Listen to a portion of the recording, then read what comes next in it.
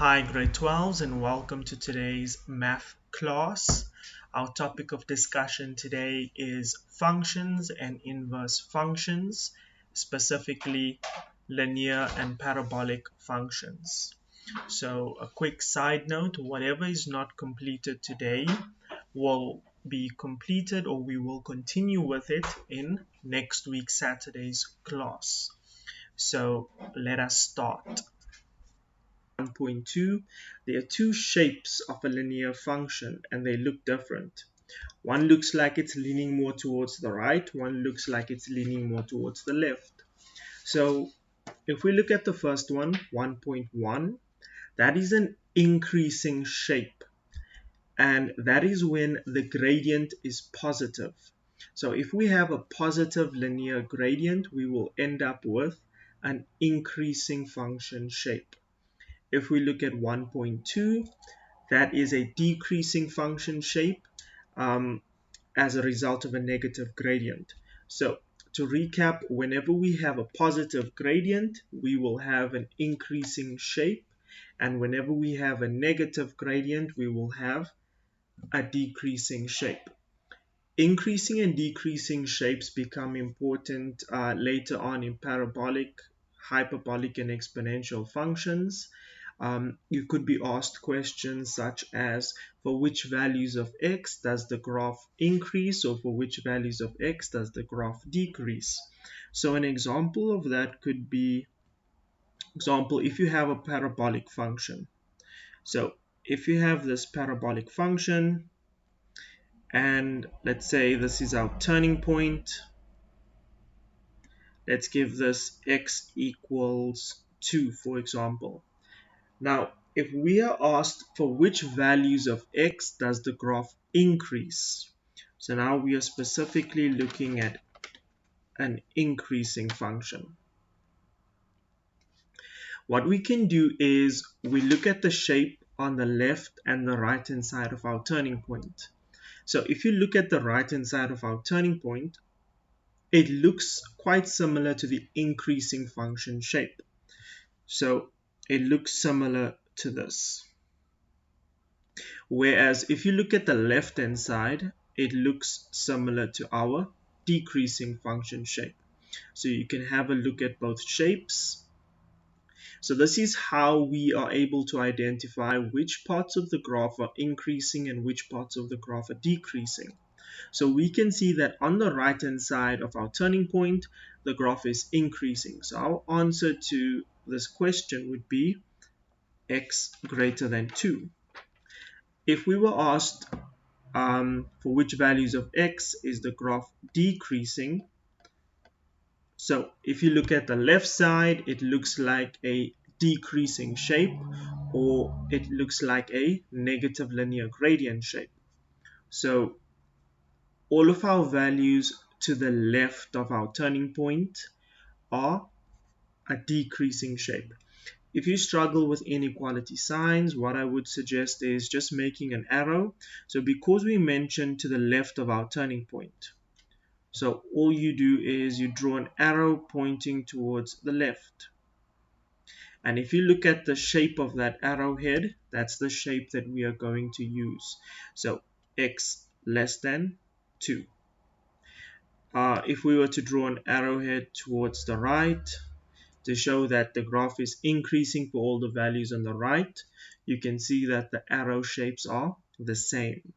So if you struggle with remembering the inequality signs, you can use arrows to indicate or to help you with your signs. So that's how we could use our increasing and decreasing function shapes later on. So that's why it's important to remember this section. Now let's move on a bit. So if we move on to point number 2, equations of a straight line. So we know that our equation of a straight line is y equals mx plus c, where the coefficient of x represents our gradient, which is m. The constant, and just a quick reminder, a constant is a value that does not have a variable, it's just a number only. So our constant is our C, which is our y-intercept. Now, if we go back to our graph, we can identify our y-intercept. So our y-intercept is this point over here that I'm going to highlight in purple. So this represents our y-intercept. This is the point C. Our y-intercept is where the graph cuts the y-axis. And we know that whenever the graph cuts the y-axis, on our y-axis, our x value is 0. And when we're dealing with an x-intercept, that's where the graph cuts the x-axis, then y is 0. But to stick to what we previously said, we are now trying to identify our value C. So the value of C would be the y value of your y-intercept. And a quick reminder, the y-intercept is where the graph cuts the y-axis. Okay, so let's go back to our point 2. So we previously discussed what M and C represent. Now, there's two ways of finding your equation of a straight line. So the first way is to use the formula y minus y1 equals m into x minus x1, where x1 and y1 represent random coordinates on that line. So for example, if you were given the graph of a linear function,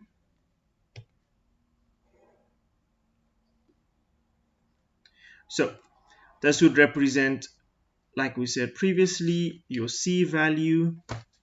Now, your y1 and x1, say for example, we have this random point P, which has coordinates x and y. Now, y1 and x1 would be the coordinates of that random point. All you need is any point that is on the line. You cannot use a point that is not on the line. So your first requirement is to have a random point that is on the line. Your second requirement is to have the gradient of that line. So if you have both the gradient and a point on that line, you can then use this formula to calculate the equation of a line. So let's do a quick example on finding the equation of a line using our first method.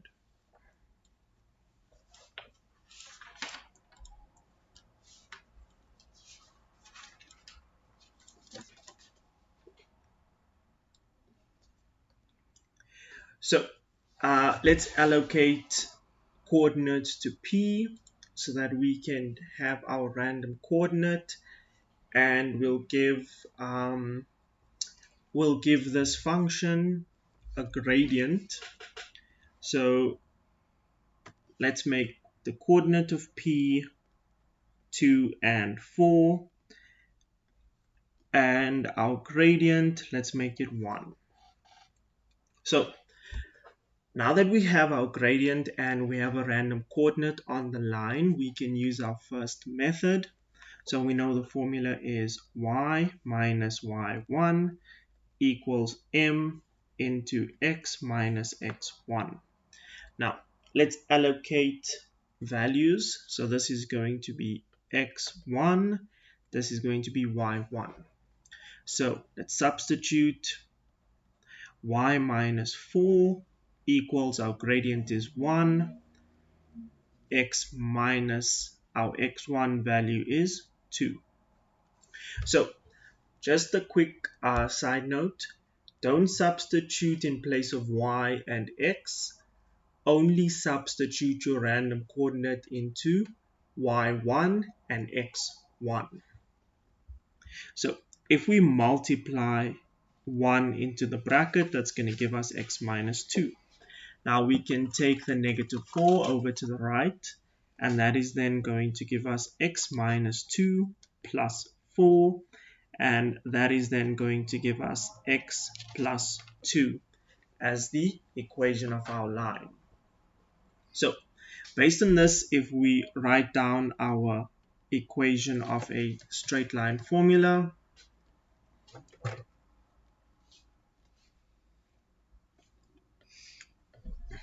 we can see that m is 1, and we can also see that c is positive 2. So our y-intercept is 2. So let's go back to our notes.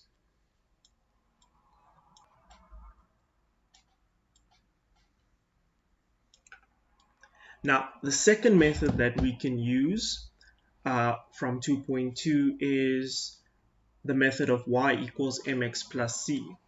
So in order to use this method, we need a c value and an m value, which is our y-intercept and our gradient. Alternatively, we can use the method from 2.2 in a similar way as how we used 2.1. So I'm going to use both ways. So let's just do a quick example on that. So our second method, so we have our axis,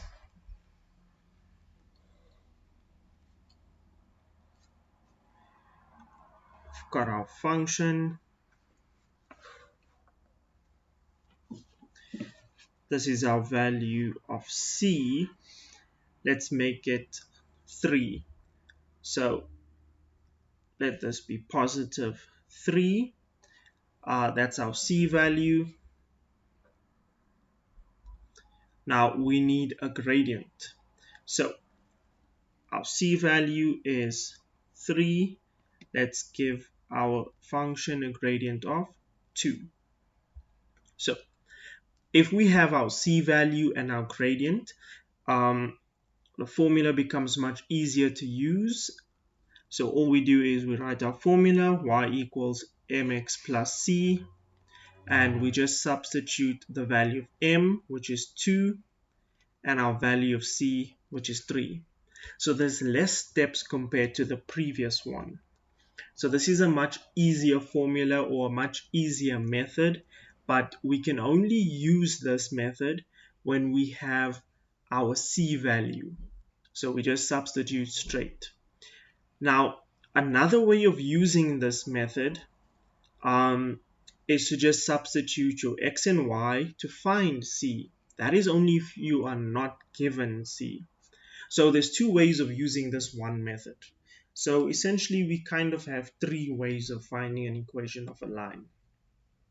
So let us do another example based on method 2. So let's start by drawing our axis.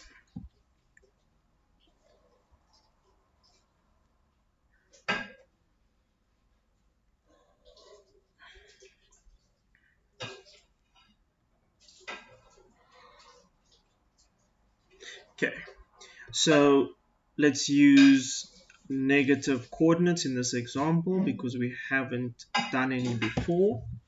So let's have our coordinates of P as -2 and -8, and we can have our coordinates of M as, or rather our gradient M as 2. So from there, we now need to try and find the equation of this line. So we're going to do the same thing as before since we're using the same method. We're going to write our formula, which is y equals mx plus c. Now, the difference between this and the previous method is we need to first find c in order to substitute our gradient and our c value. So that is why I previously mentioned in this formula you have to have your c value. So there's two ways of approaching c. One is to extract it from the graph and directly substitute it. Another is if you are not given the value of c, you can find your value of c. So let's do that now. So we are going to substitute in place of y, m, and x. An important side note is that in this formula, we can substitute in place of y and x. In the first method that we used, where we had the formula y minus y1 equals m into x minus x1, we were not allowed to substitute in place of x and y. We were only allowed to substitute in place of x1 and y1. So that's the difference between the two formulas. So let us substitute. Our y value is going to be -8 and our x value is going to be -2. So we can substitute -8 equals our gradient of 2 times our x value of -2 plus c.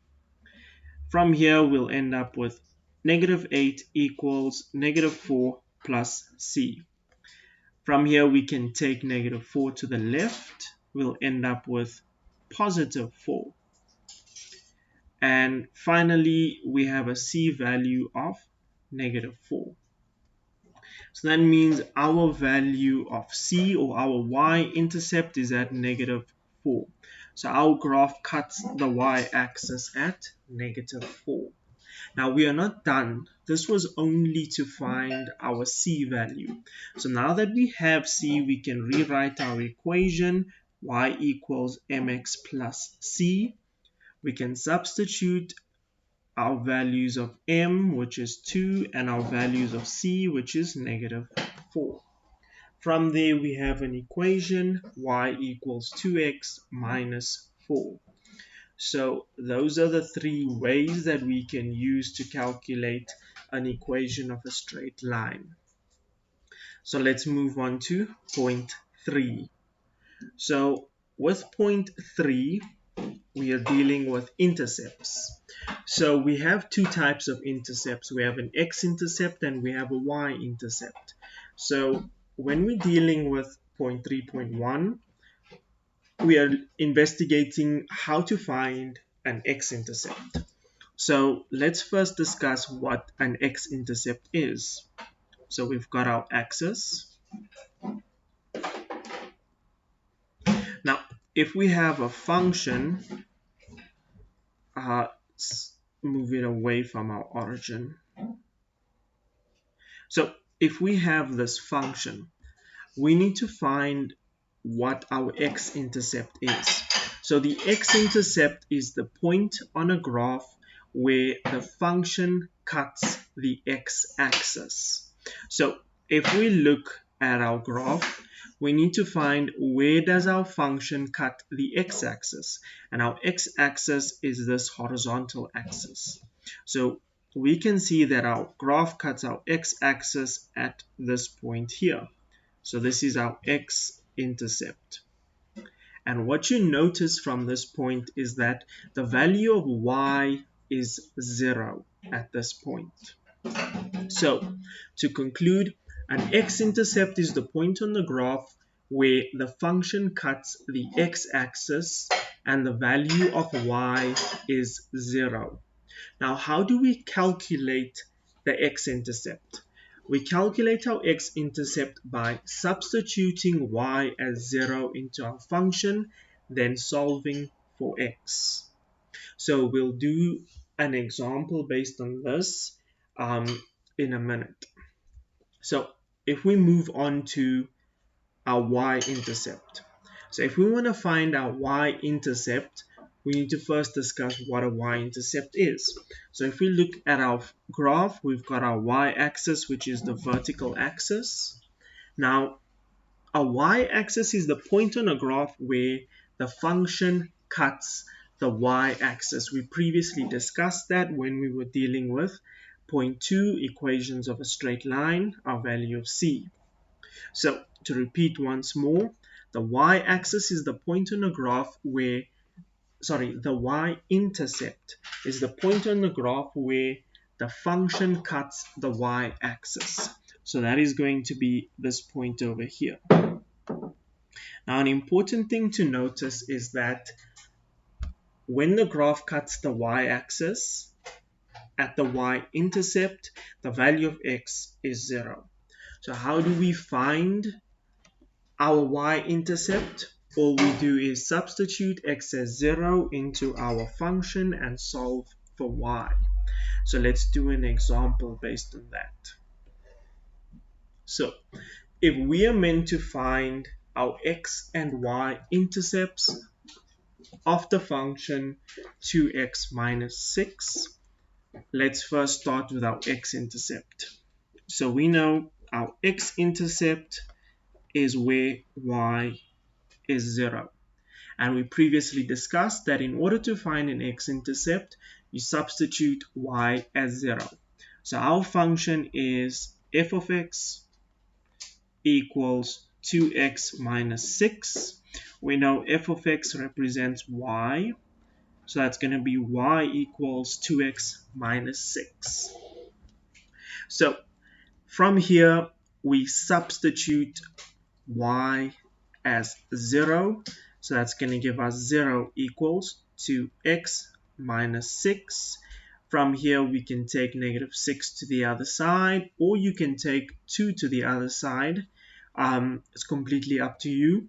All you need to do is have your constants on one side and have your variables on the other side. So I'm going to take 6 over to make it positive. It's going to become 6 equals 2x. I'm going to divide by 2 on both sides. Therefore, my x value is going to be 3. So my coordinate will then be 3 and 0. So that is my x-intercept.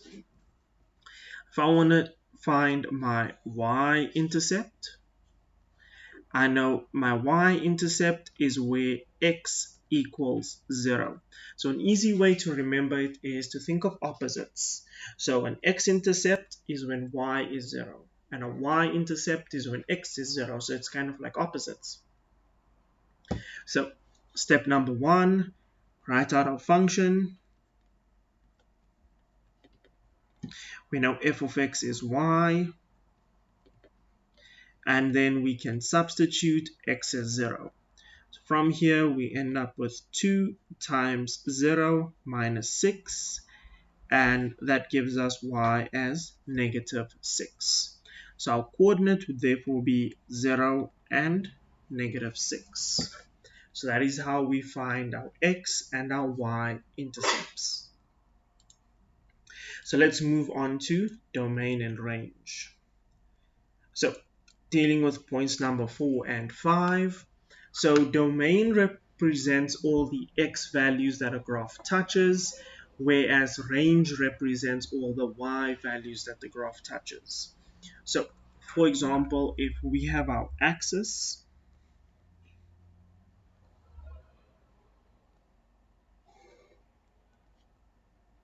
and we have this restricted graph,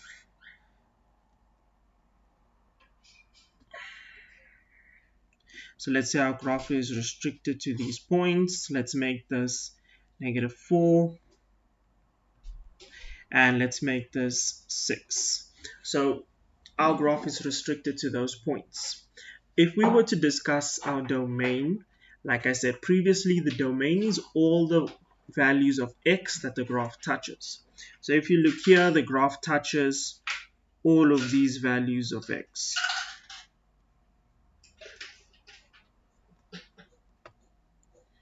So from negative 4 until positive 6. So if you were to write your domain would be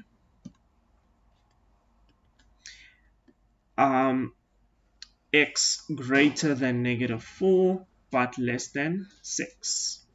Another way of writing it would be x an element from negative 4 until 6. The reason I've used square brackets is to show that I am including the values of negative 4 and 6.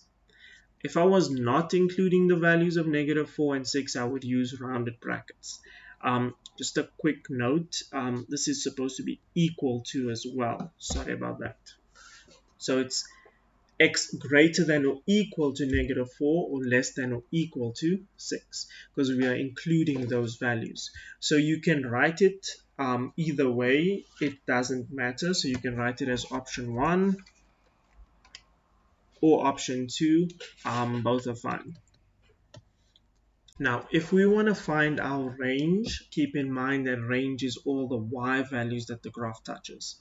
So it'll be all of these values.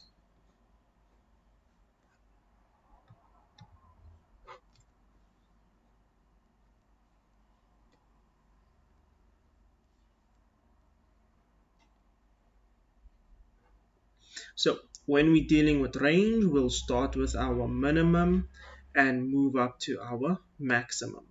So since I haven't put any y values, let's say this is going to be 5, and let's make this -1.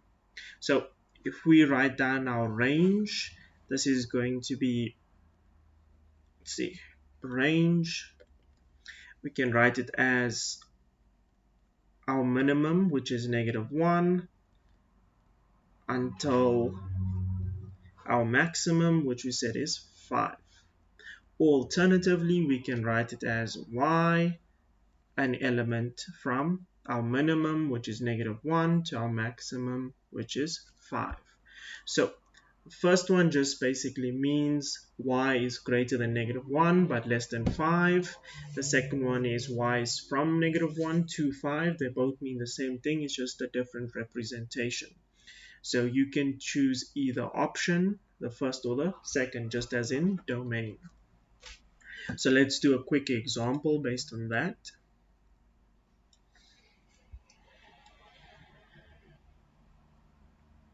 So if we need to find the range, the domain and range of G, so let us quickly draw a graph.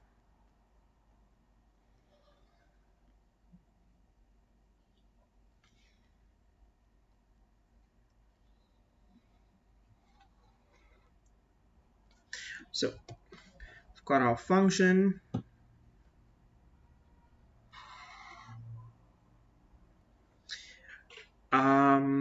Let's restrict our function, because if it's unrestricted, the domain and range of a linear function would just be x an element of real numbers and y an element of real numbers. So let's restrict it to the coordinates 2 and 1, and let's make it -4 and -5. Okay, so our domain would just be all the x values that the graph touches. So we start from the left. The first x value is going to be -4, and we end on the right, so that's going to be 2. So whenever you're dealing, or whenever you're writing out your domain, start with the value on the left, end with the value on the right, because the left is the smallest, the right is the biggest. It's the same with range. You start from the bottom going up, because the bottom is the smallest, the top is the biggest. So we write domain and range from smallest to biggest. Alternatively, you can write this as x an element from -4 to 2. Now, if we want to do range, we can have our range. Let's see. Now, when we're dealing with range, it's all the y values.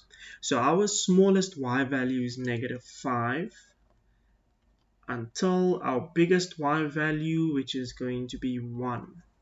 Alternatively, we can write this as y an element from -5 until 1.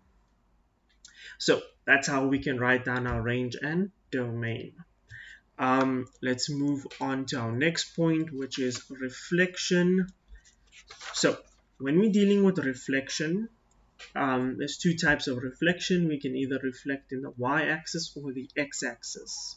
And it's kind of similar to intercepts, whereby it's the opposite. So if you reflect in the x-axis, the y value changes. If you reflect in the y-axis, the x value changes. Excuse me. So an easy way to understand this is if you think of a paper. So if you've got your sheet of paper, and on your paper you draw an axis.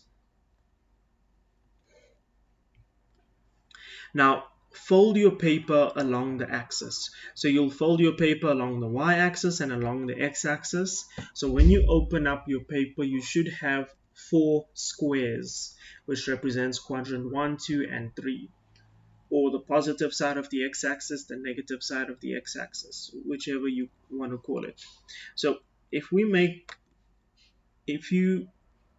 make a point here with a pen, maybe a gel pen or a pen that's very inky, so it leaves a mark. Let's give this coordinates 2 and 4. So when you fold your paper along the x-axis, so you're going to fold your paper here along this x-axis so that the top touches the bottom.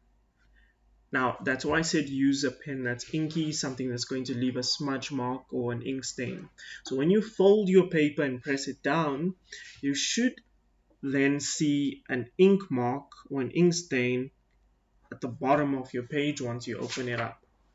Now, that point has been reflected about the x-axis. So if you notice, it still has the same x value of 2, but it's going to have a different y value. The y value is going to move an equal number of spaces below the x-axis. So if it was 4 spaces above the x-axis, since it's on y equals 4, it's now going to be an equal number of spaces below the y-axis, so -4. So as you can see, the only thing that changed is your y value when you reflected about the x-axis. Now let's do the same thing but by reflecting about the y-axis. So if we use the same point in our first quadrant, but now we fold our paper along the y-axis. So the right hand side of your paper should touch the left hand side. So once you unfold your paper, you should then see an ink mark here. Now that mark will have the same horizontal distance from the origin as the original. So if we want to calculate what x value the new mark has, we're going to see, okay, so our original was at x equals 2, so there's 2 spaces from the origin. So our reflected one is going to also have 2 spaces from the origin, but in the opposite direction. So this is going to be -2. And as you can see, the height is still the same. So that shows us that when we reflect about the x-axis, the value of y changes. As we can see, the value of y changed from +4 to -4 when we reflected the red mark down into the 4th quadrant. We have that little red dot. Now when we reflected about the y-axis, that's the purple mark. So as you can see, the x value changed. So it'd be from 2, it went to -2, but the y value remained +4. So let's do a quick example on this, of how to do this with the function. So when reflecting about the x-axis, y changes. So we are going to reflect the graph about the x-axis. So we need to change y. And what is y? We can see here f of x, which is y. So we need to change this entire thing because f of x or y is equal to this whole 2x minus 6. So that is y. So if we want to change this, all we do is we put a negative in front of y. We make it -y. So negative f of x, that's going to be -2x minus 6. So the reflected graph is just then going to be -2x plus 6. So all we did was we made y negative, and y is the entire function. So we just multiplied the entire function by a negative. Now, if we want to reflect about the x-axis, that is now changing. Sorry, if we want to reflect about the y-axis, that is now changing the x value. So we know that the x value only represents this, not the entire function. So all we can do is where we have x, substitute it with negative x. And always keep it in brackets when you're substituting negative x, because sometimes that x is multiplying with something else, or it has a coefficient. So to open a bracket, we substitute negative x minus 6. That then gives us negative 2x minus 6. So if we want to reflect in the x-axis, we need to change y by multiplying the entire function by a negative. If we want to reflect about the y-axis, we need to change x by substituting x as negative x. Okay, so let us proceed to our last and final point, point number 7.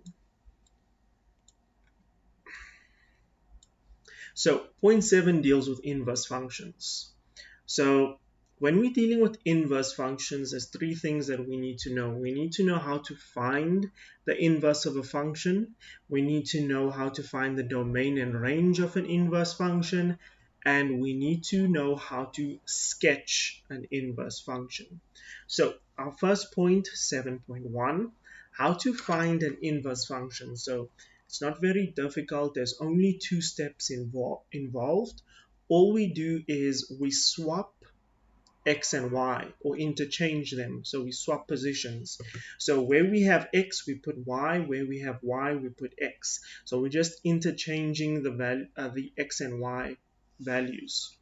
After we interchange x and y, we solve for y, because remember, a function is y equals something.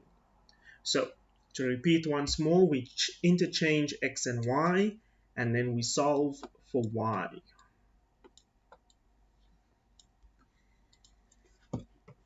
So we need to find the inverse of f of x, which is 2x minus 6. So step 1, let's write out our function and interchange x and y, or swap x and y. So since we have a y here, this is going to become x. Since we have an x here, this is going to become y. Now we need to solve for y, because our end result needs to be y equals something. So we can move negative 6 to the left. That's going to give us x plus 6 equals 2y. From here, we can divide both sides by 2, and we should have y equals a half x plus 3. Now, we can conclude. So this is how we do our inverse, f to the power negative 1, that represents inverse of x, equals a half x plus 3. So a half x plus 3 is the inverse of 2x minus 6. Now let's go back to point 7.2. When we're dealing with domain and range of inverses, the domain of f becomes the range of the inverse, and the range of f becomes the domain of the inverse. This is because we interchange x and y when we are finding our inverse. So everything is swapped or interchanged basically. Even our x and y intercepts. So the x-intercept of f becomes the y-intercept of the inverse, and the y-intercept of f becomes the x-intercept of the inverse. An example of this is if we're dealing with our f, so if we have coordinates, let's say 2 and 5. So in our inverse, this coordinate would be 5 and 2. It's just interchanged. We swap the x and y values. So if we have a coordinate on our graph f as 2 and 5, that same coordinate on our inverse graph would be 5 and 2. Now, when we're dealing with an x-intercept, say we've got 1 and 0, so this is our x-intercept. In our inverse function, it's going to become our y-intercept. I'll show you now. So we're going to swap these values. So the 0 will move to the left, the 1 will move to the right. It's going to become 0 and 1. And we know that when x is 0, that means this is a y-intercept.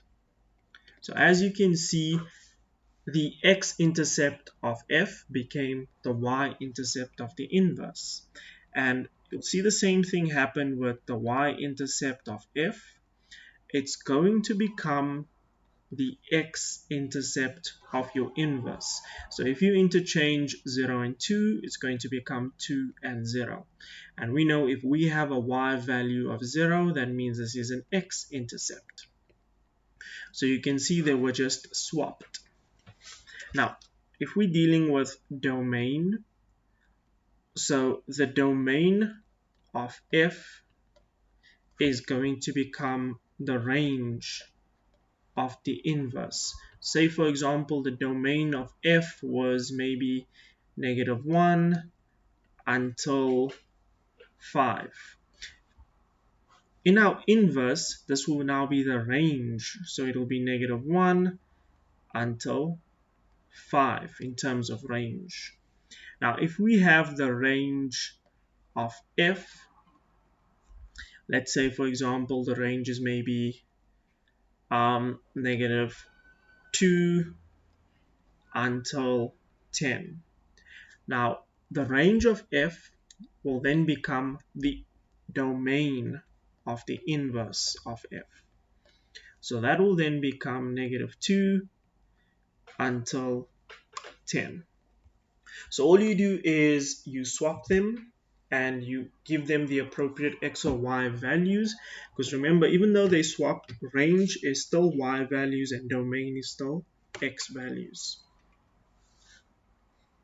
So let us quickly find the range and domain of the inverse of f.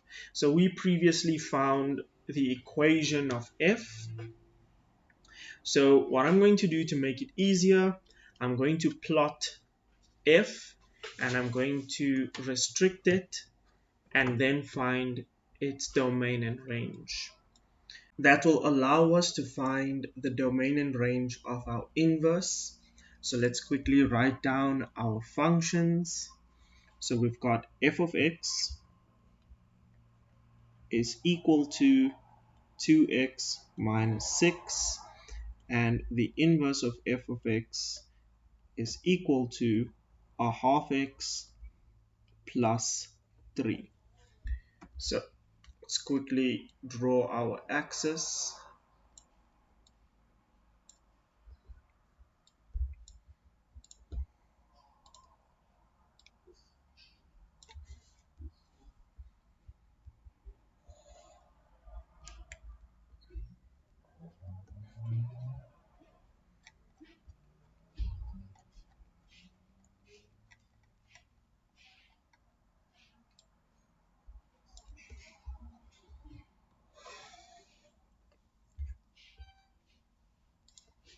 So we have our x-axis and we have our y-axis.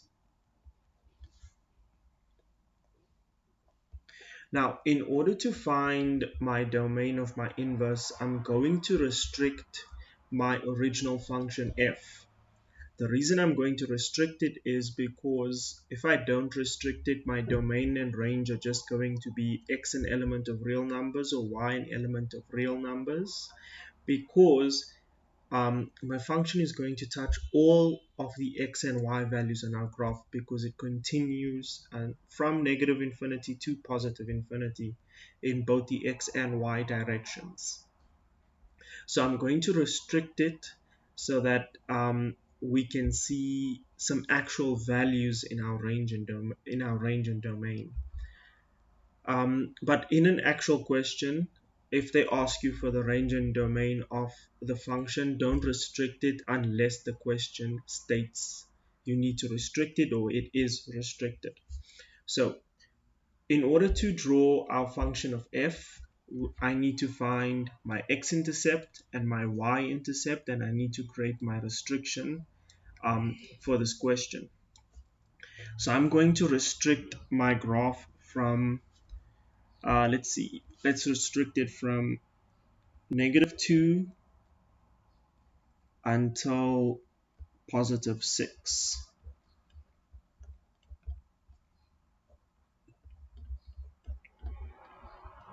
Okay. Now, to sketch my graph, I need to find my x-intercept, my y-intercept, plot them, join the dots, and I'm done. So I know that my x-intercept is when y is 0. So I'm just going to substitute y as 0 in my function, and that is going to give me +3. So let's just make +3 over here. So that's my first point. Now I need to find my y-intercept, which is when x is equal to 0. So from here, if I substitute x as 0, I'm just going to end up with -6. So let's make -6. Let's make it over here. Now let's plot the point of 0 and -6. Okay. So those are my x and y intercepts. Now I restricted my graph from -2 until +6. So let's just plot those points. So +6 and -2. Let's find the corresponding y values to those points. So let's start with -2.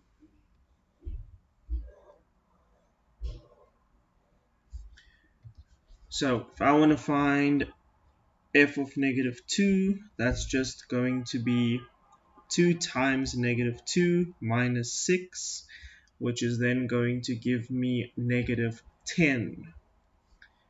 And if I want to find the y value of x equals 6, that's going to be 2 times 6 minus 6, which is then going to be +6. So let's plot those points. So when I have x equals 6, my y value is going to be 6. When I have x equals -2, my y value is going to be -10. So what I'm going to do is I'm just going to replace, or rather I'm going to extend my graph. Instead of replacing, let me just extend it.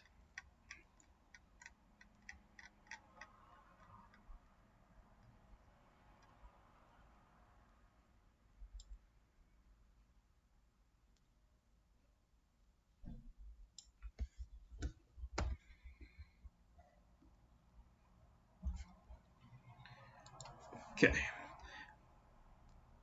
So we have -6, -7, -8, -9. Let's make this -10. So I'll plot my point, -2 and -10. That's going to be here. My point of 6 and 6, that's going to be here. Okay, so now all I need to do is join the dots.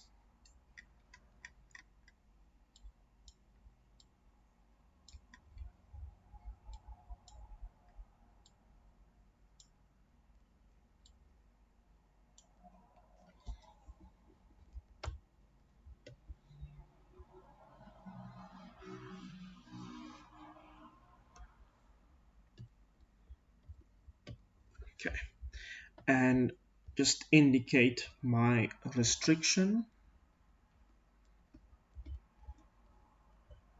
So that's my graph of f. Now to get my graph of the inverse of f, I'm going to reflect or interchange all of my points from my original graph f. So I'm just going to do that on the side. So let's start with the restriction.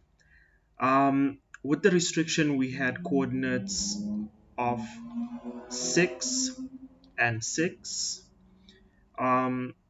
and we had -2 and -10. So that was our restricted coordinates. Our intercepts, so we had an x-intercept of 3 and 0, and a y-intercept of 0 and -6. Now, I'm going to interchange or swap the x and y values in order to get my inverse function. So let's do that. So my inverse of f, let's swap. This is going to be 6 and 6. Let's swap x and y. So our y is -10, so that will become our new x value. And our x is -2, that will become our new y value. This is our x-intercept. So in our inverse, it's going to become our y-intercept. So when we swap the x and y value, 3 and 0 will become 0 and 3. 0 and -6 was originally our y-intercept in our f function. So in our inverse of f, when we swap 0 and -6, this will become our x-intercept of -6 and 0. So let's start by plotting 6 and 6. That's going to remain here. Next, we can plot our second restriction of -10 and -2. So let's make that here,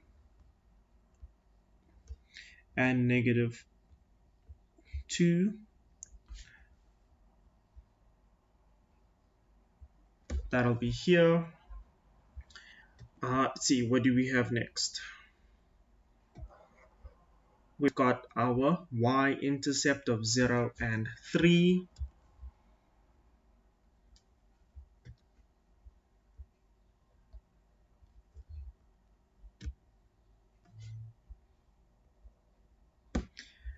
And we've got our x-intercept of -6 and 0.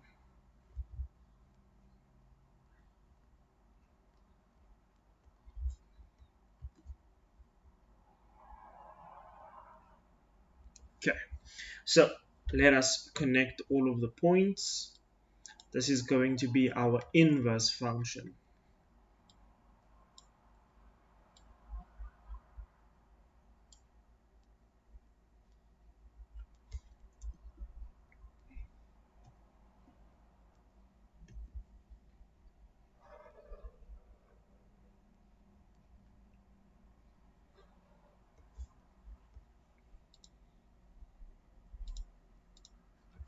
So that is represented by f inverse. Now that we've drawn both our graphs, it should be easier for us to identify or to be able to see the domains and ranges of our graphs. So let's go back to our original question. Find the domain and range of the inverse of f of x.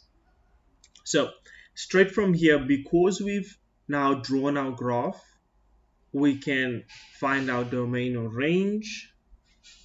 Another way would have been to also just find the domain and range of f only and then swap them to get f.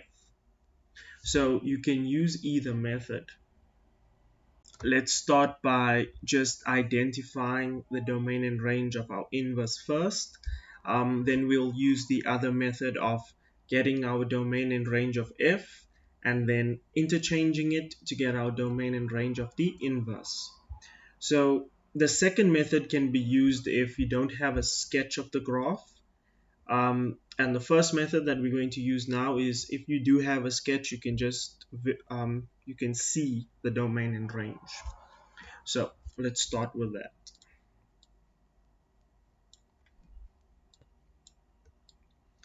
So if you look at all the x values that the graph touches, that is our domain. Our domain represents the x values. We can see that our graph starts at -10. touches all of the x values until positive 6, because that's our restriction in our inverse. So we know that the domain of the inverse is then starting at -10 and ending at positive 6. An alternative method of way of writing this would be x an element from -10 until positive 6. The reason I have square brackets is because my values of -10 and positive 6 are inclusive, meaning that um, x is our graph is touching those x values. If our graph wasn't touching those x values, we would have rounded brackets. Now, let's move on to our range of the inverse of f. Now, if we look at our range deals with all the y values. So when we're writing range, we'll start with our lowest y value and move up to our highest y value. So we can see our lowest y value starts at -2. So from -2, and our highest y value would be positive 6. So our range goes from -2 until positive 6. Our graph touches all of the y values between -2 and positive 6. And once again, an alternative notation to writing this would be y an element from -2 until positive 6. Something important to take note of. In the notes, I previously mentioned that when you sketch the inverse of a function, it's just the reflection of the original along the y equals x axis. So if we were to put our ruler here,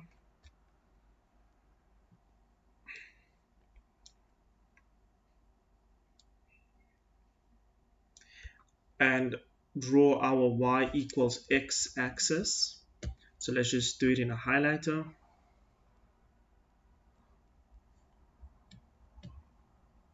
So that would be our y equals x axis. You can see that the purple graph is a reflection of the red graph along that axis.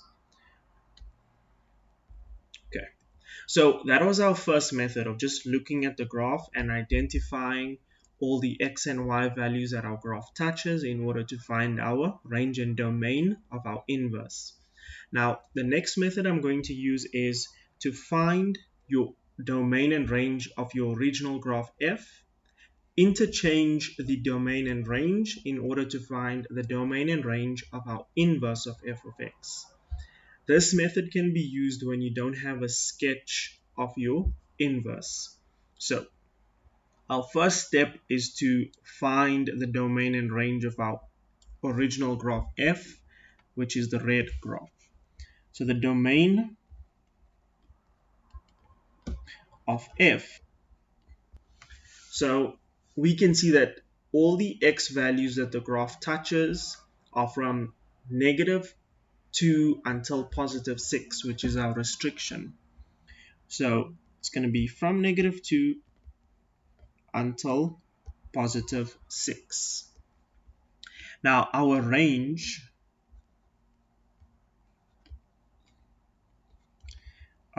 that's all the y values that the graph touches. So once again, we're going to start from our lowest y value until our highest y value. So we can see that our lowest y value is -10 and our highest y value is positive 6. So we are going to have our range from -10 until positive 6. Now that I have my range and domain of my original graph f, what I'm going to do is I'm going to interchange or swap the two.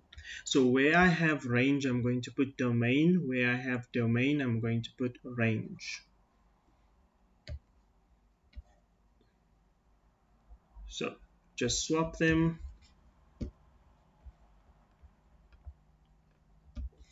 And I'm going to turn this f into inverse of f. Now, because I swapped them, that's why I changed it into my inverse. Now, I know that range and domain have specific values. For example, range only deals with y values and domain only deals with x values. But if you notice, once I've swapped them, the range now has x and the domain has y. So I need to now correct that. So what I'm going to do is I'm just going to swap the x and y values as well. So basically I'm swapping range and its y value and its y symbol, and domain and its x symbol.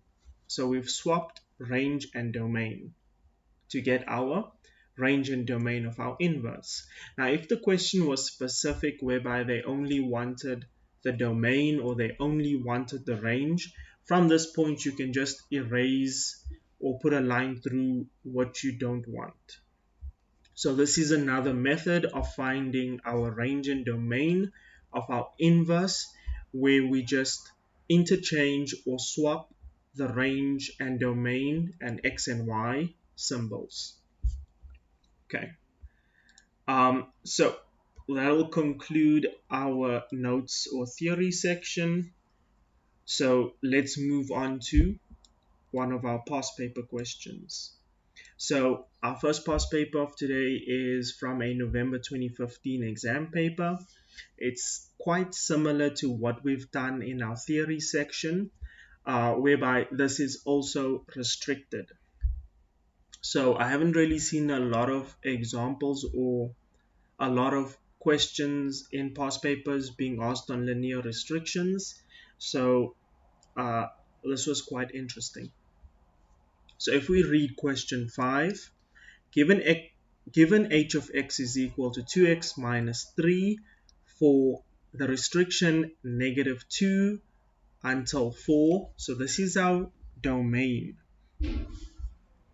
because this is all the x values that this graph is going to touch.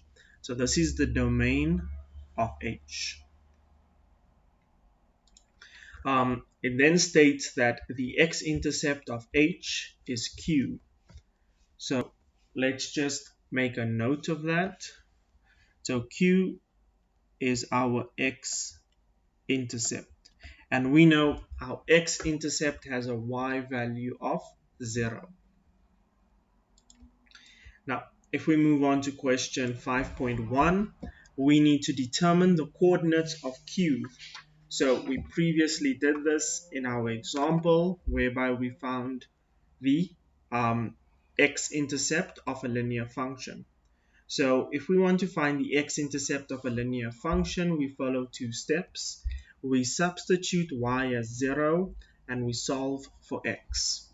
So this is our November 2015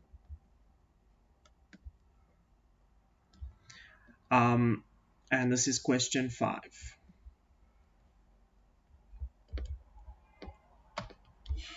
Now we are dealing with question 5.1, whereby we need to find the x-intercept or the coordinates of q of our graph h, which has an equation 2x minus 3.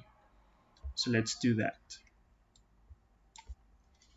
So let's write out our function y equals 2x minus 3, and we need to substitute y as 0 in order to find the x-intercept. So we're going to have 2x minus 3 equals 0. From this, we can take -3 to the other side. It will become positive 3. And we can divide both sides by 2. And that will result in an x value of 3 over 2. Alternatively, you can write this as x equals 1,5. Whether you write it as a decimal or a fraction, it doesn't really matter. So we can conclude that therefore our coordinates of q are 3 over 2 and 0. Now let's move on to question 5.2. So question 5.2 wants us to write down the domain of our inverse. So we previously did this in our example a few minutes ago, so hopefully the concept of how to do this should still be fresh in your mind. So we had two methods, where the first method was to just look at the graph and see what your domain and range of your inverse was. Now, because we don't have a sketch of our inverse, we're going to use the second method, whereby we found the domain and range of our original graph, interchanged it, and then that gave us the domain and range of our inverse function. So if we need to find the domain of our inverse, that's basically the range of our original graph. So I'm going to find my range of my graph H and turn that into my domain of my inverse of H. So let's do that. So step number one, let's identify our domain and range of H. So my domain of H was given as -2 until 4. So that's -2 until 4. Now my range of H, I need to find that. So range starts from the lowest Y value until the highest Y value. So basically from this point over here until this point over here. So I need to find this corresponding Y value and this corresponding Y value. So in order to do that, I have my X values. All I need to do is substitute them into my function in order to get the relevant Y value. So my function is h of x equals 2x minus 3, and I've got x equals -2 and x equals 4. So let's find that.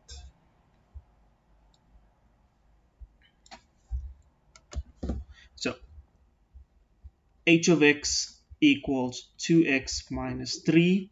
I need to find h of -2, which then gives me 2 times -2 minus 3, resulting in -4 minus 3, which gives me -7. I also need to find my highest point, which was 4. Substitute that in. I have 2 times 4 minus 3, and when x equals 4, y is equal to 5. So I now have my highest and lowest points for my range. So my range is starting at -7 until 5. Now keep in mind, this is the domain and range of my original graph H. The question wanted me to find the domain of my inverse of H. So if I want to find my domain, what I'm going to do is I'm going to swap the domain and ranges to create an inverse domain and range. So let's swap them quickly, just as we did in the example. So swap, and this will be domain. Don't forget to swap your x and y, because domain is x, range is y. And now that I've swapped or interchanged, I can turn this into inverse. And if we recall, the question specified that they wanted the domain of our inverse, not the range, only the domain. So I can erase this top part because I don't need it. And that's my answer. So the domain of the inverse of H is from -7 until +5. An alternative notation to writing this is x an element from, so let's just do that quickly. So or x an element from -7 until +5. Okay, so that is our question 5.2. Let's see, our next question 5.3. We need to sketch the graph of the inverse of h in our answer book, clearly indicating the y-intercept and the endpoints. So I need to now sketch this graph. So before I sketch it, I'm going to find those important points that the question requested. So we needed to find the endpoints. So let's go back to our original function. Let's look at those endpoints and then interchange them. And I also need my intercepts. Where's that? Okay, here's my endpoints. Actually, I calculated them here. So in my graph of h, my endpoints are -2 and -7, 4 and 5, and my intercepts, let's just go back and see what are the intercepts. So our first intercept is q, which had coordinates 3/2 and 0. So first intercept is q. My second intercept is this 0 and -3. So let's write that 0 and -3 and 3/2 and 0. Now I'm going to I'm going to interchange all of these values. I'm going to swap the x and y values. So keep in mind, these are the coordinates of my original graph h.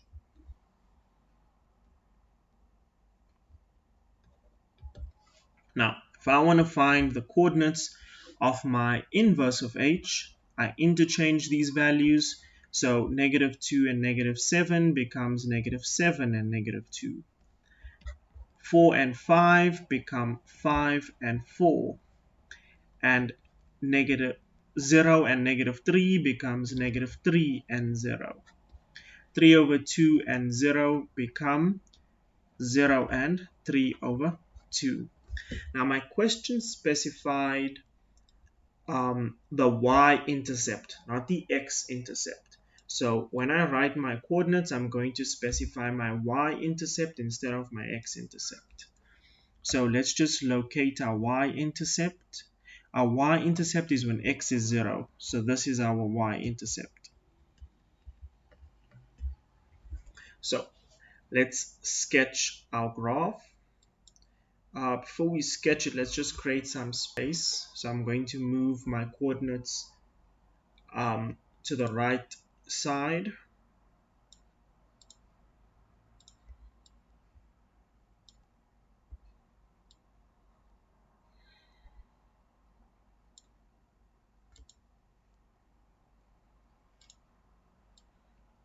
Okay, so start by drawing my axis.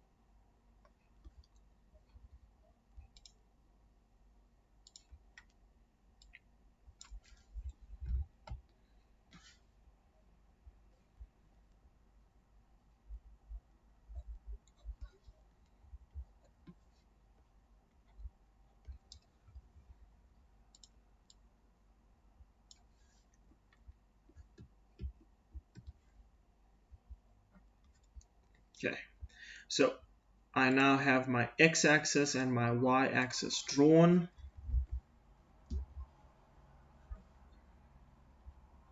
Now let's start plotting points.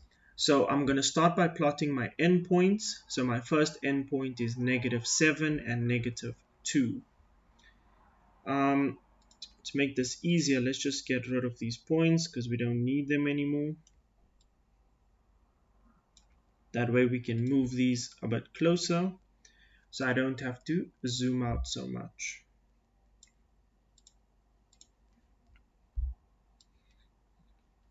Okay, so I need to plot -7 and -2.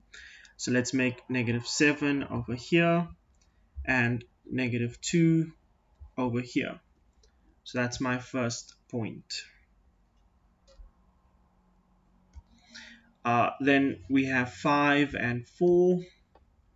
So 5 and 4.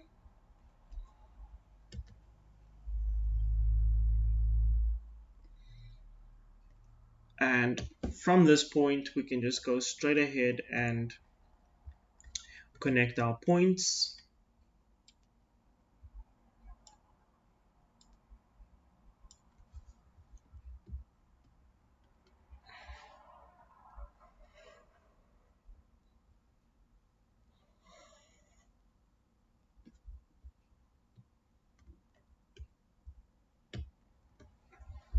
And just indicate our restriction. Now, we needed to indicate an important point, which was our y-intercept. Our y-intercept has coordinates 0 and 3/2. So that's this point over here, 3/2. So we can just plot this over here. And that's now our inverse of our function h of x. Let's get rid of this over here. We don't need it anymore.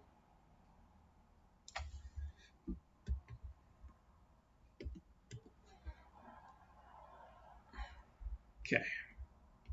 So now we can move on to question 5.4. So with question 5.4, we have for which values of h will, for which values of x will h of x equal the inverse of h of x. So basically we want to see where does our original graph h and its inverse intersect. To intersect just means to cut one another. For example, if this is our graph h and this is our inverse, they would intersect at this point, or they would cut at that point. So we need to find what is the coordinate of that point. So if we had both graphs drawn on the same set of axes, we could just see the point that they intersect at. But since we don't have them both drawn on the same axis, what we can do is we can create an equation, equate them, and solve for x. So we need to find when does h of x intersect with its inverse. So let's start with that. So this is question 5.4. We need to identify when does h of x intersect with its inverse. Now, straight away we have an issue. We did not find the inverse of h of x previously, nor was it given. So in order to solve for this question, we first need to go and find our inverse of h. So our original graph was given as 2x minus 3. So on this side, let's just find our inverse. So we have h of x equals 2x minus 3. Now, if we remember, there are two steps when finding the inverse of a function. Step 1 is to interchange x and y. So let's start with that. Where we have y, we put a x. Where we have x, we put a y. So that's step 1. Step 2 is to then solve for y. So we can bring -3 to the other side, making it +3, and then divide both by 2. That gives us a half x plus 3 over 2. Let's just quickly write it in the correct notation. So h inverse of x equals a half x plus 3 over 2. So now that we have our inverse of h of x, we can then substitute that into our equation and solve for x. So we have 2x minus 3 equals a half x plus 3 over 2. Now what we can do is take everything that has a variable to the left and everything that's a constant to the right. So that'll become 2x minus a half x equals 3 over 2 plus 3. Now we can put this on our calculator. 2 minus a half, that's going to give us 3 over 2x. If we put this on our calculator, 3 over 2 plus 3, that gives us 4.5. We can either write this as a decimal or we can write it as a fraction, which would be 9 over 2. From here, we can divide both sides by 3 over 2. And finally, we end up with x equals 3. Okay, so that is our answer to question 5.4. The graph of h and its inverse intersect at the x value of 3. Let's check what is our next question. So next we have question 5.5. So with question 5.5, P, which has coordinates x and y, is the point on the graph of h that is closest to the origin. Calculate the distance OP. So our graph, or rather our point P, is the closest to the origin. Something important to take note of when we're dealing with closest. If you want to travel the shortest distance, which is the closest, say for example you were standing at point P and you want to travel the shortest distance to point O, you would need to be perpendicular and travel in a straight line.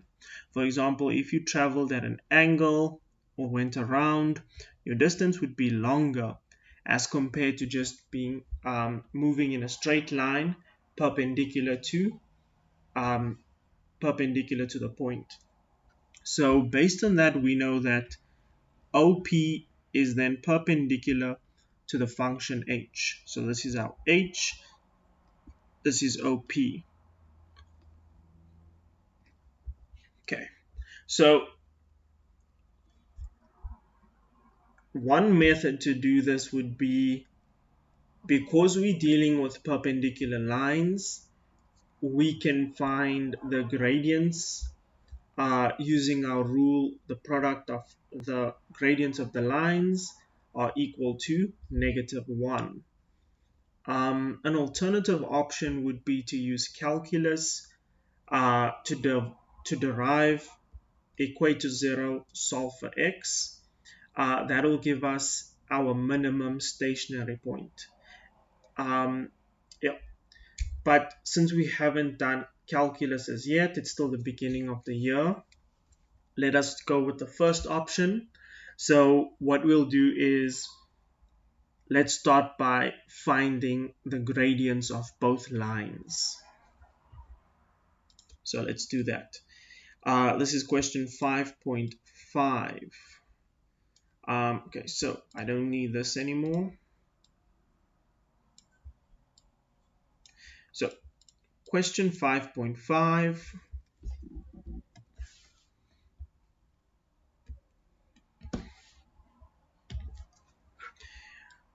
So this is going to be my function h,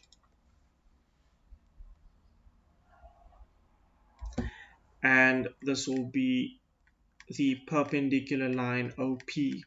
That is the distance we need to travel to get to the origin.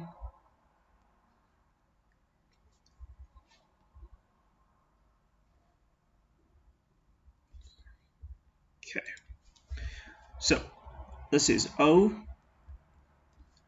this is point P, and self function H.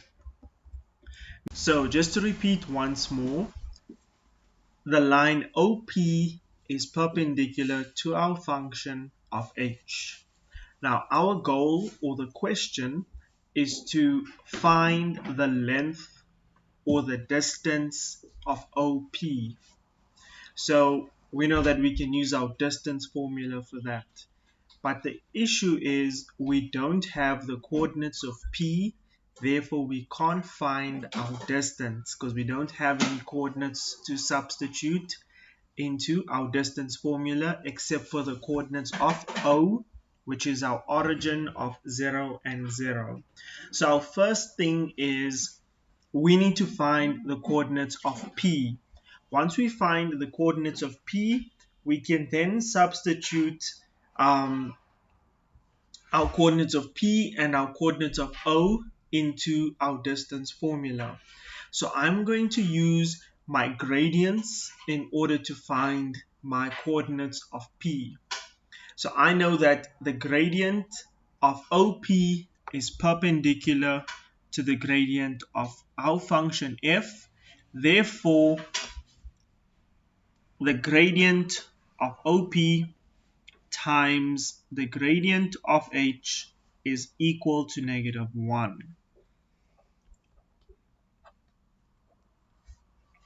Now, I need to find my gradient of H in order to substitute it into my formula. So I know that my function is h of x equals 2x minus 3. Now, if I write my equation of a line above this, mx plus c, I can identify that my value of c is -3 and my gradient, which is the coefficient of x, is 2. So I have my gradient of OP times 2 equals -1. Therefore, I have my gradient of OP as -1 over 2. So now that I've found my gradient of OP, I'm going to use my gradient formula, substitute the gradient of OP and the coordinates of O to find my coordinates of P. So I know that my gradient formula is m equals y2 minus y1 over x2 minus x1. And this is the gradient OP. Now, what coordinates am I going to use? I have my coordinate at my origin, which has coordinates 0 and 0. That is then going to be my x1 and y1 value. And I also have my coordinates of P, which are x and y. So I'm just going to make it x of P and y of P. That's going to be my x2 and my y2 values. From here, I'm going to substitute my gradient, which is -1 over 2, and my y2 value, that's going to be my y value of P, minus my y1 value, which is 0, all over my x2 value, which is my x value of P, minus my x1 value, which is 0. From this, I have -1 over 2 equals y of P over x of P. Now, from this, I have two unknowns, so I can't solve for either x or y as yet. I need to somehow find an equation of y in terms of x, or find an equation of x in terms of y to substitute into my current equation so that I have only one unknown. So what I'm going to do is, because the point P is a point on my function of h, I'm going to substitute my x value of point P into my equation of H in order to get my y value of P.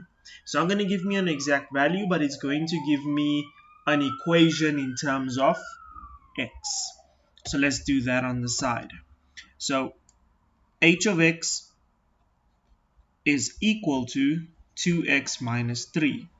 If I substitute my x value of P, that's going to be h of x of P equals 2 times my x value of P minus 3.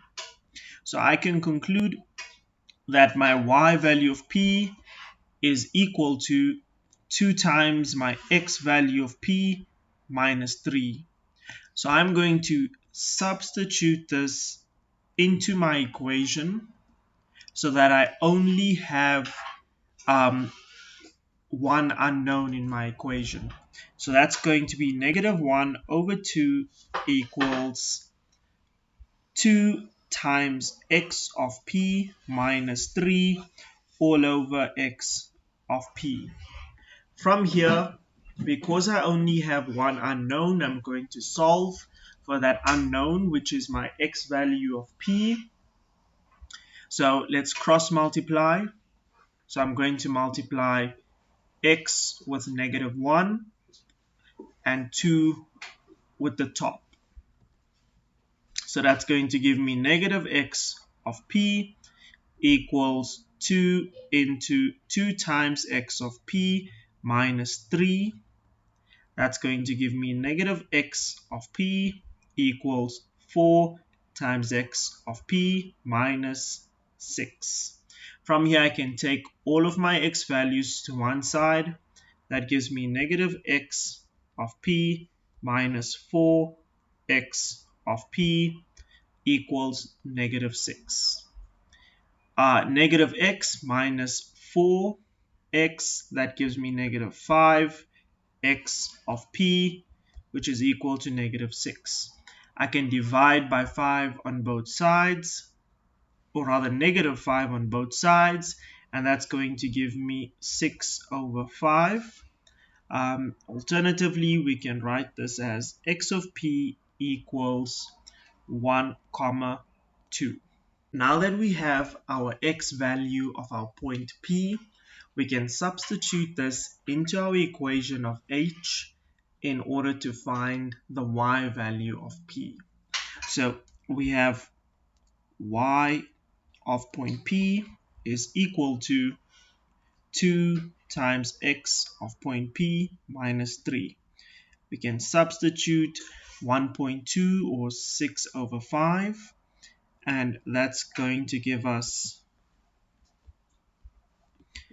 our y value of P as negative 3 over 5, or our y value of P as negative 0.6.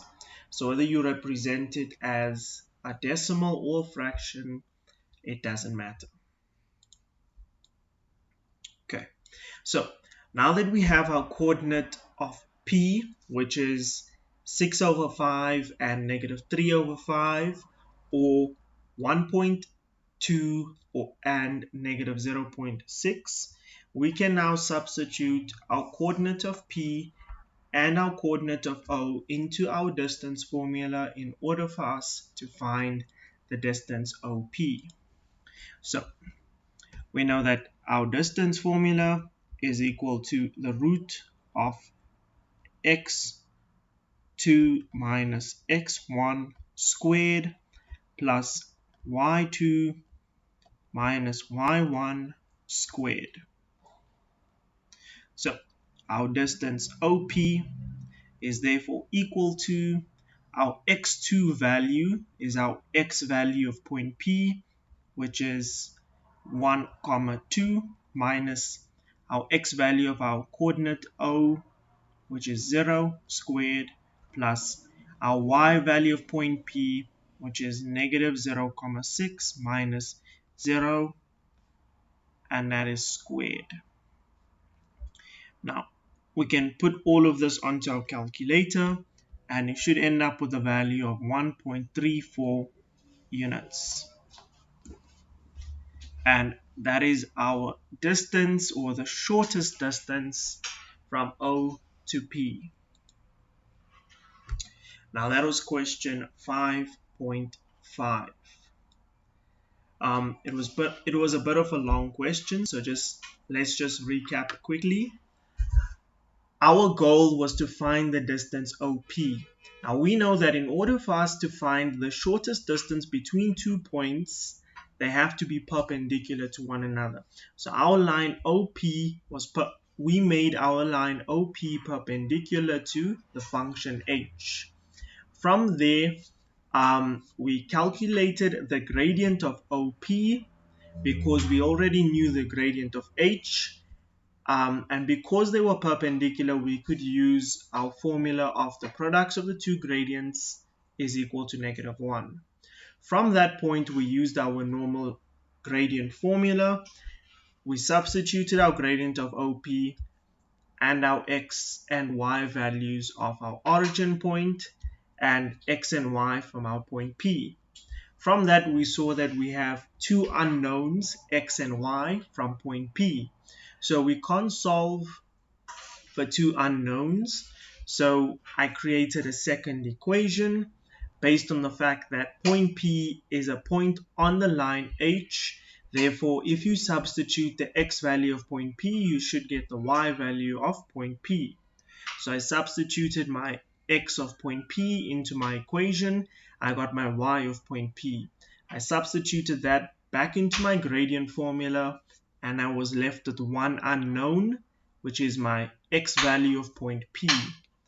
From that, I solved for my x value of point P. Once I got my x value of point P, I substituted that back into my y of point P equation to get my y value of point P. Now that from that point I had my coordinates of P, my coordinates of O, I could use my distance formula to calculate the length OP, or the distance OP. So let us go back to our question and see if we can try out question 5.6. Given h of x is equal to f prime of x, where f is a function defined from -2 until 4. So our function of h has been restricted to the domain -2 until 4. Now, an important side note is that 1 over here, or that prime, that doesn't mean inverse. That's calculus. So f prime of x, that is the first derivative of f. F to the power -1, that's f inverse of x. So it's important to be able to differentiate between the two. Now, because it's still it's still Feb, not March. So because we're still in Feb, you haven't really covered the topic of calculus as yet, or a lot of schools haven't done it as yet. Some have, some haven't. So don't stress too much about what's going on right now. This is mostly for those in the group class that are repeating or are writing in June, who do have some experience with calculus. So you can review the video later on. Once you do learn calculus, then it would make more sense. So for now, just know that f to the power 1, which is f prime, is the derivative, not the inverse. F to the power -1, that's the inverse of f. So our question is, explain why f has a local minimum. So before we explain that, we just need to focus on now f of h equals f prime of h. So let's explain that first, then we'll move on to the question 5.6.1. So this states that h of x is equal to f prime of x. What that means is that our graph h is the first derivative of another graph f. So we have this graph f, and that graph f is equal to something. Now, once we derive that graph of f, we will get our graph h, which is the first derivative of f. Now, our graph h was equal to 2x minus 3. So this is our graph of h. Now, something important to take note of is the order when deriving. So initially you can have a cubic function. Once you derive this cubic function, you can have a parabolic function. Once you derive a parabolic function, you can end up with a linear function. So that means that our function of f was a quadratic function or parabolic function. Once the function of f was derived, we got our function of h, which is our linear function. So we can just denote our function of f as ax squared plus bx plus c, since we don't know what the function is, or the formula is, and our second line would be our function of the first derivative of f, or our function of h. Now, our question is 5.6.1. Explain why f has a local minimum. So the reason that f has a local minimum is because our value of m is greater than 0. Our gradient is greater than 0, which then means that our value of a from our quadratic function will also be greater than 0. It will be positive. So if we have a positive a value, that means we will end up with a smiley face shape for our parabolic function. And we know that when we have a smiley face shape, our turning point is known as a local minimum. If we have a sad face shape, our turning point is known as a local maximum. If you have a sad face shape, it means your value of a is less than 0. If you were to derive it, your linear function would have a gradient less than 0. So to conclude, the reason that we have a local minimum is because our value of m is greater than 0, which means that our value of a was also greater than 0. They were both positive. Question 5.6.2. Write down the value of the maximum gradient of the tangent to the graph of f. So before we start with this, this is also based on calculus. So let me just clear this up.